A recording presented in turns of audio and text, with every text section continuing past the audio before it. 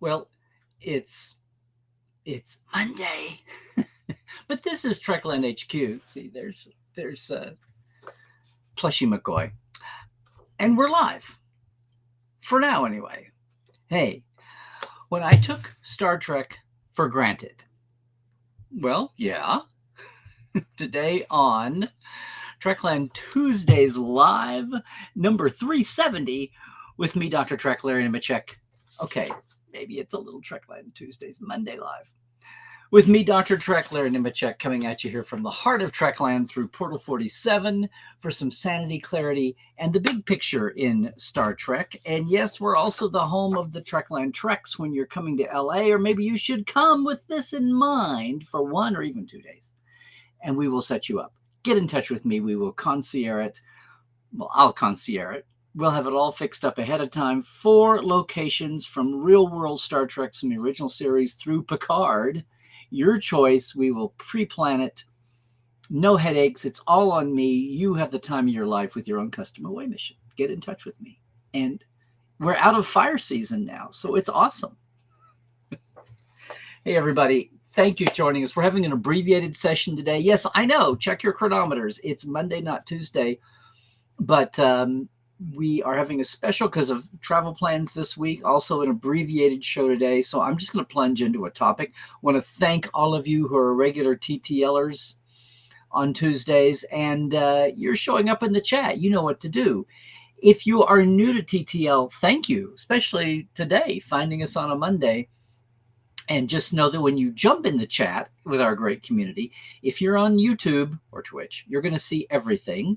If you're only on Facebook, you're only going to see the Facebook comments. All righty. And of course, if you're on YouTube, you can cross our palms with silver. It would be so wonderful if you could do a super chat donation to the great stream that we've got here. To everything across the Trekland networks that we're trying to expand and do. But today I just want to be real brief. We'll try to get to a little chat, but I have a hard out after a 30-minute show. I know. I just want to say I recently had the honor and privilege to join none other than Armin Shimmerman and Kitty Swink and John Billingsley and Bonnie Gordon. Yes, I know. Can you tell that it was probably benefiting the pancreatic cancer, the PanCan Trek team? It was nominally, though, the 10th anniversary of The Fleet, which is another fan organization that uses ship names for local chapters, founded 10 years ago. This was the 10th anniversary, started as a single club who wanted to have fandom fun, wanted to do charity work, and have their emphasis be cosplay and uniforms and all of that. And it's since expanded to 14, 15 chapters in several states out of Southern California, starting with the USS Artesia. So I want to thank them for having us come over. It was they had some parody stuff, some very nice banquet. The DJ and a dance toward the end of it had Armin and Kitty and John and Bonnie and myself as guests. And it was a wonderful evening. It was very sweet, very well planned.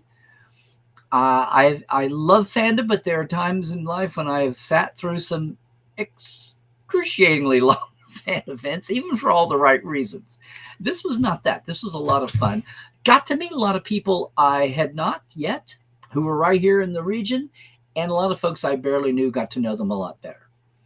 But one of the things they asked me to talk about, just very brief little comments, not background, not comment, not Trek history, as you would think about it, but asked me to talk about fan optimism. And I was like, well, that's not really my wheelhouse. But then they were like, well, we can change. I'm saying, nope.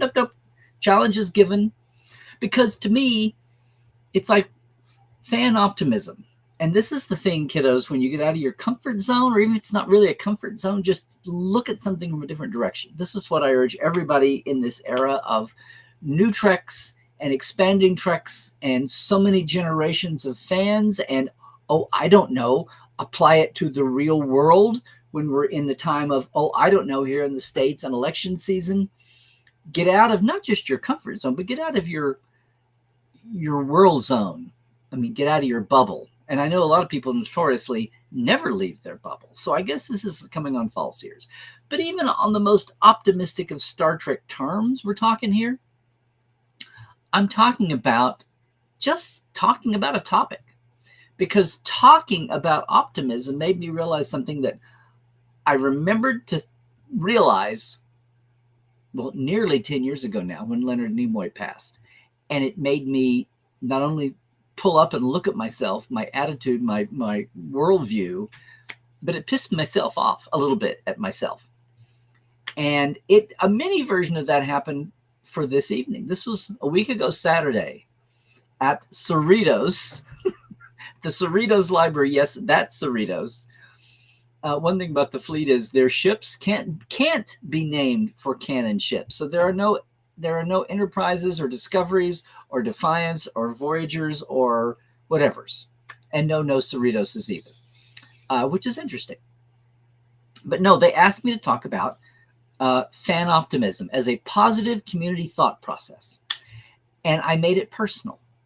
I talked about what I talked about when Leonard died in the pages of the, well, soon to be gone Star Trek magazine. But I talked about how I should be ashamed of myself.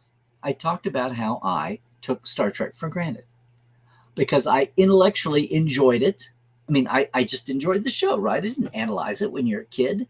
And the first year or two or three, you start digging deeper, reading deeper, and all the material at the time. This was the heyday, kids. So I had Star Trek Lives to look at analysis, and we had the making of Star Trek and all of that. And it was like, oh, yes, people love the optimism of the show, of course, and the diversity. And all up and down the line, the futuristic optimism. The fact that if Gene said, if we're gonna live long enough, if we're gonna be able to tell cool stories about future tech and meeting aliens and tell some morality tales, that means we have to live long enough to get there. We have to live long enough to invent the technology. That means we have to live long enough, which means we don't kill ourselves. We don't blow our planet up. We don't kill it. We don't poison it. We don't nuke ourselves. And on down the line, it means we have to grow up and mature, which means we somehow get over all of our fallibilities now. And as he would later famously say, mature as a species. The human adventure is just beginning. And I would, yeah, that makes sense. And the beauty is I have to realize over the years that I didn't take Star Trek the way so many other people did. So many people, Star Trek was a lifeline.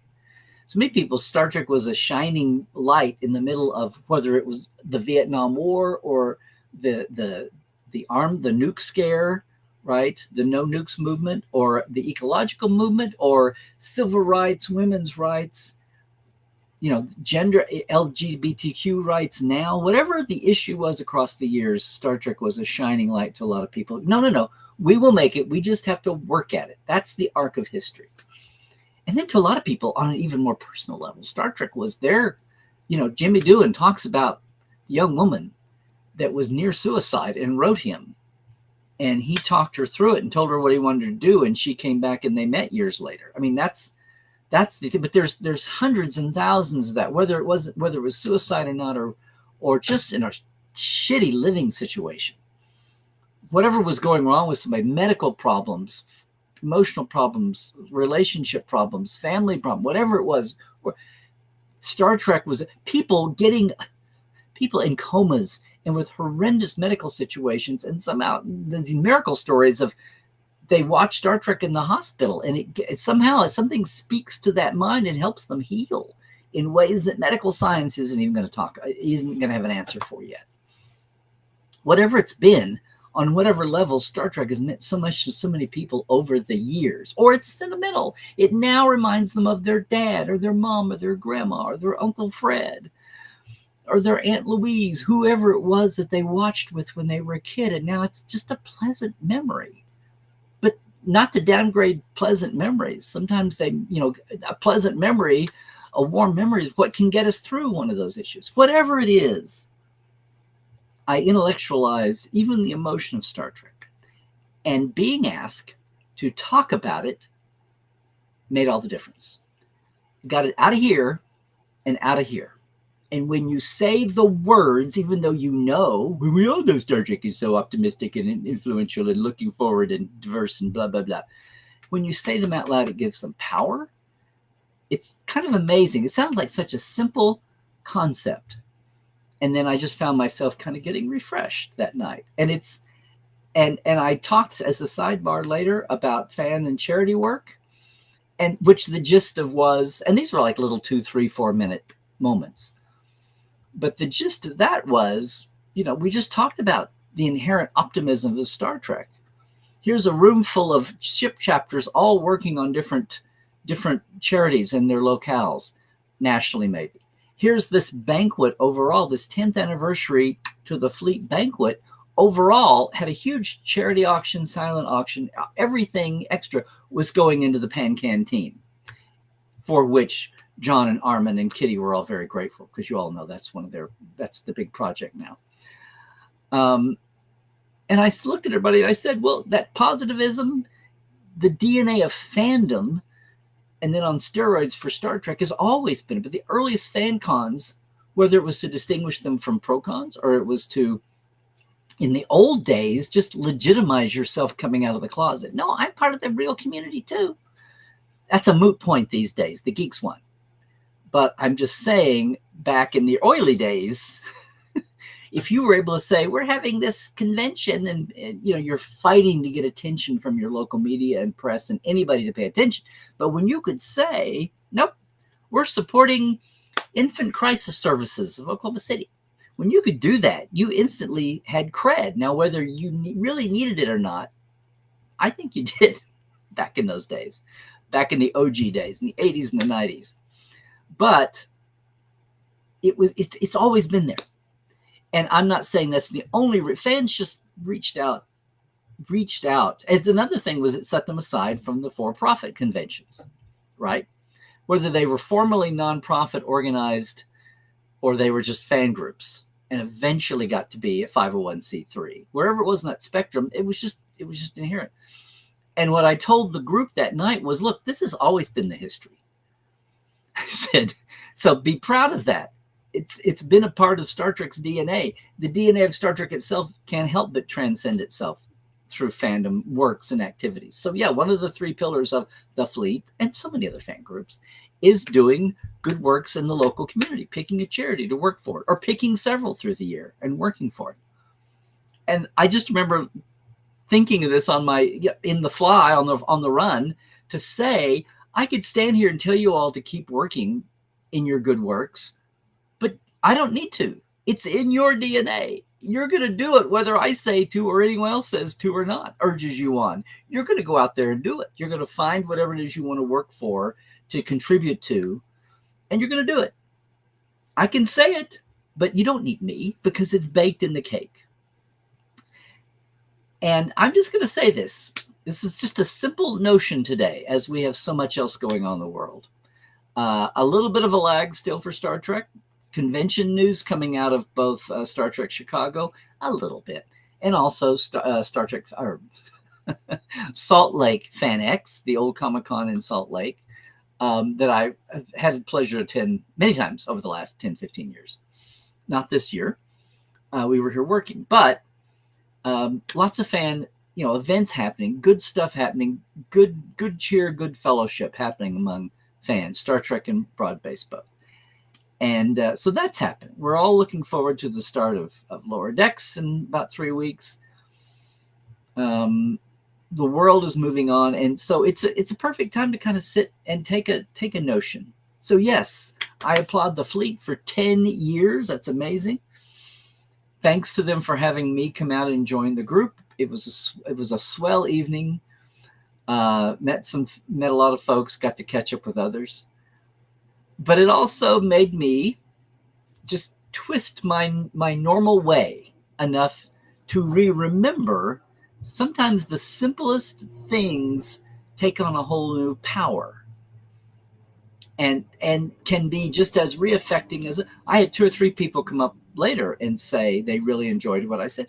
I didn't, sit down for a State of the Union or an inaugural address or retirement or welcome. I wasn't trying to be, I just was trying to think of something a little different, as usual, not the same old, same old. And sometimes you don't need a PhD to do that. Sometimes you can find the most powerful words just by shifting your approach, your attitude, and even digging back into what you know to come at it just a little bit differently. I was very, very pleased. I was very pleased with what I pulled off. I didn't know if it would work. Apparently it did. And even everybody at our table, Kitty and everybody was looking at me like, wow, do you do that often? I'm not a motivational speaker, spiritual speaker, but talking about Star Trek helps. I'll just say that. Talking about Star Trek and its fandom and that mutual effect they've had on each other. If you just open your eyes and wake up and try to see what's going on, and then maybe even have a little bit of span of time to look at, it's amazing what you come up with. So thank you. Thank you, the fleet, for having me. And I'm glad everyone enjoyed themselves all night long. And I'm glad maybe that resonated with somebody. Maybe it resonated with you too. In a very simple but powerful way. It's always good to get what we know to be true and get it out in the open. And not just take it as a, well, yeah. Yeah. So, kids, we're having a short show today. I do want to remind you, a couple of weeks ago, we talked about Star Trek here in the States being part of a busy election season. There were some partisan and nonpartisan things happening for fans to get involved. There's one that just came on the radar a couple of days ago, and Trek Movie had a story about it, but I want to make sure because it's tomorrow. Now, the Women for Star Trek is happening in a week. But, right? Or am I off a week? But what I want to talk to you about is, no, the Trek Women is this Thursday, October 3rd, womenofstartrek.com. Yes, go check for that. It's at 5 o'clock Pacific this Thursday, as in 3 days. Tomorrow on the 2nd, Jonathan Del Arco, who is involved with a Trek the Vote event that I got to write some trivia for 4 years ago, he's hooked up with John Lovett's Crooked Media Company, was promoting it. You may have seen the story on Star Trek on trekmovie.com. Just to say that if you go to votesavesamerica.com/Trek, you'll see all about it. It's basically a lot of your Trek favorites. It is a fundraiser for Kamala Harris. There you go. What's funny about this is there's all kinds of different levels they have. So it's kind of like a crowdfunder thing. Everything from they have slots all the way from $10 up to $2,500. The cool thing is that at 4 p.m. Eastern, 4 p.m. Pacific, 7 Eastern, on Wednesday the 2nd, as in 2 days, at 4 p.m., if you have contributed anything, you get a ticket to the live stream. And it's a comedy show. It's a comedy show, and John Lovett is hosting it. There's a lot of it's all Trek folks. Also co-hosted by Treks in the City's Alice Wetterlund. So you get your where to go and sign up and do that. The thing is, if you had been, and this was long gone, if you'd been one of the first 35 to contribute 150, they had live tickets to a live show in LA, but that's long gone. In fact, it was gone before I even saw word about this. But if you contribute now, they'll be live with a studio audience to give some vibe, and you can jump in from $10 up. You get a ticket to the live stream, which will be Wednesday at 4 p.m. Pacific, 7 Eastern. I just wanted to get that mention out. Again, it's Trek the Vote from Vote Save America. If you can check out the story a couple days ago on Trek Movie, and or you can go to votesaveamerica.com/Trek. You can jump in. You can make your I think it's also listed at Act Blue too. If you go to Act Blue and look for special events. Anyway, gang, I would be amiss if I didn't mention also, before we ran out of time, to mention our open house.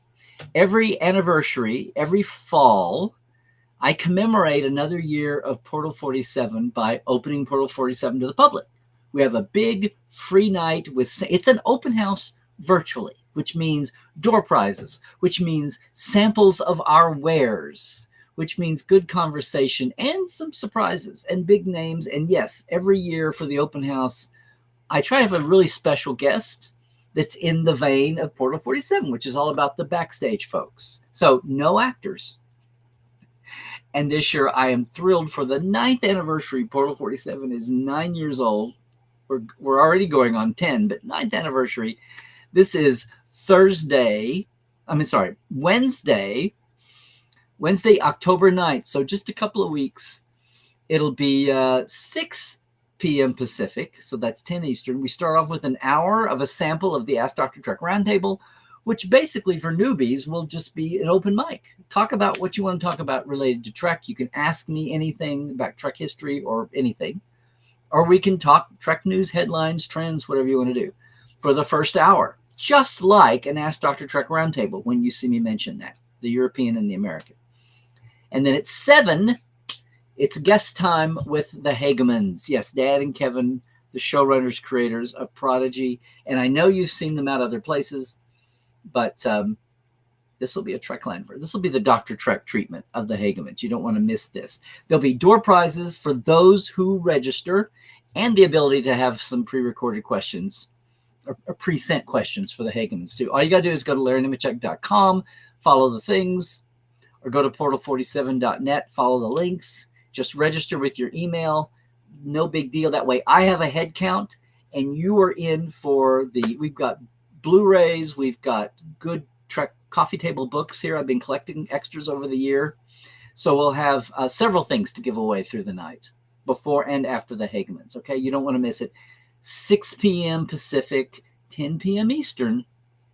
You're welcome to stay up late and join us from Europe, and some folks have in the past. That is all on Wednesday, October 9th. Write that down. Now, I'm going to jump in for just a few minutes, but I have about 11 minutes, and then I have to be 10 minutes, and then I have to be ready and out of here. Okay, gang? So let me do right now. Thank all of our Patreon folk, right? TTL Club. Hey, that's Chuck A., James Kerwin, Diana Hopkins, Jesse of Crusher Convo, Lawrence Todd, Halbert Gundjonson, Galinda Bruton, Andrew Jasimski, Josh Patton, Pranakash Productions, Chris Jiggins, Keith Rombach, and Comedy Forecast. And then the live wires, Rob McLean, Byron Bailey, J.R. Poole, Alan Hoensi, James, Dave Gregory, Greg Wickstrom, and Casey Shafsky. And of course, I want to thank our Patreons who are here all year long, helping us out a little bit at a time every month. You can too. $5-10 a month at patreon.com/TreklandLive. I appreciate it so much. We're at the end of the month, but you can still join today and get in. They do it at the end of the month is when they do it. And of course, real fast, the Trek Files. There's a new one up today. We've got Aaron Harvey, my good friend, the graphic artist who's all over the place, and the co-author of the animated series, been kind of the spokesperson, cheerleader for the animated series, all things, and getting it the respect that it still needs and accords. We talk about the 50th anniversary of the second season of the animated series and the 50th anniversary just recently of the Pirates of Orion, and the impact that little animated show has had on succeeding generations of Trek. Yes, as an animated show. It's more than yesteryear. The Trek Files, wherever fine podcasts are caught, and now findable at thetrekfiles.com, which takes you to direct link to our page on Memory Alpha, which now is an archive of all the past shows and everything all in once to look at every new episode as well. The documents of the week and the audio player and the hot links back into. Of course, we still have our Facebook. We still have all the places you'd normally get the pod by itself. Alrighty? And I'm just going to go ahead and say right now, boom, here's where I am otherwise. I'm still on Twitter, Larry Nemecek. You don't give up on 13,000 people that easy. Or Larry's Trekland on Facebook, Instagram. If you are new to any of these, please subscribe, but especially here on YouTube. Alrighty? And it's portal47.net. If you want to read about Portal 47 before we have Open house night on October 9th, Wednesday at 6 p.m. Pacific. 7 p.m. then with the great Hageman brothers. I'm going to do as quick as I can here. I've only got about 5 minutes, guys, today. It's a crazy week, but I hope it's not a crazy week for you. So it's good to see everybody. I'm going to zoom through here. Carl, believe me. Why are we not showing? There we go. That was a little slow. Boom. I could use yes. And when you get some extra, please spread it around a little bit, would you please? Hey, Michael, it's been a while. Good to see you. Mitch, good to see you. I think you've been with us before, but good to see. I know, John. I know. Take you by surprise, right? Right? Hey, Ma Bell. Good to see you too, and thank you for the comments. Speaking of positivity. Tomorrow is International Coffee Day and World Music Day. Yay. It's also Jimmy Carter's 100th birthday tomorrow, October 1st. I know. There you go. Meeting up with your Star Trek family can make a good day. Okay.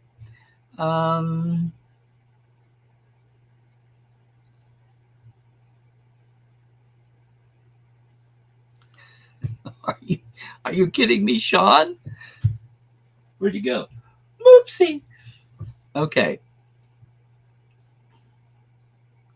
Oh, my goodness.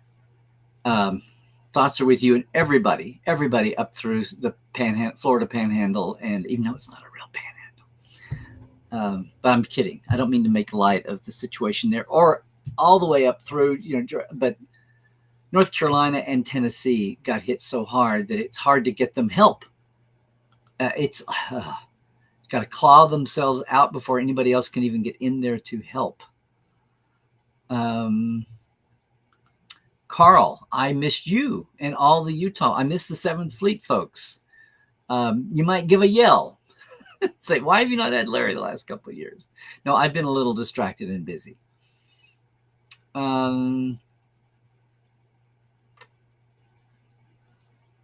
Absolutely, Rose. We'll be back on Tuesday next week. We do this. Sometimes I bump to Monday. Sometimes I bump to Wednesday. There's been a couple of times I've even had a Thursday delay show. So there you go. Thank you, Melanie, for posting. This is for this Thursday. Yes, exactly. Okay, I'm going to... no, I did not see this. This is funny. I have to hit Dave Rossi up about this. Okay, Turkey's been fairly stable, a little fascist leaning, but hopefully won't shut down on all that. What are we doing here?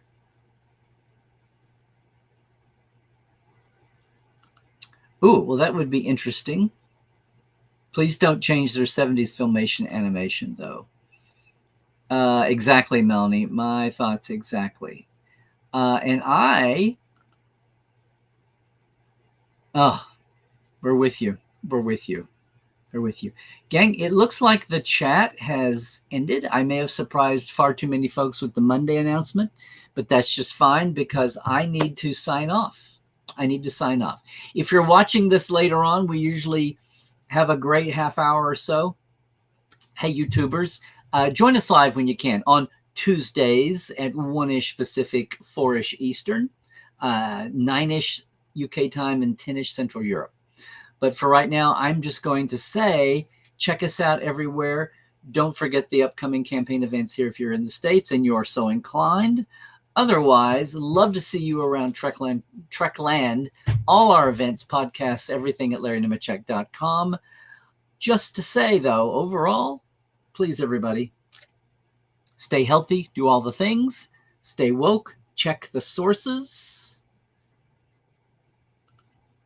Don't forget our folks hurting from Hurricane Helene. Overall, though, try to truck well, everybody.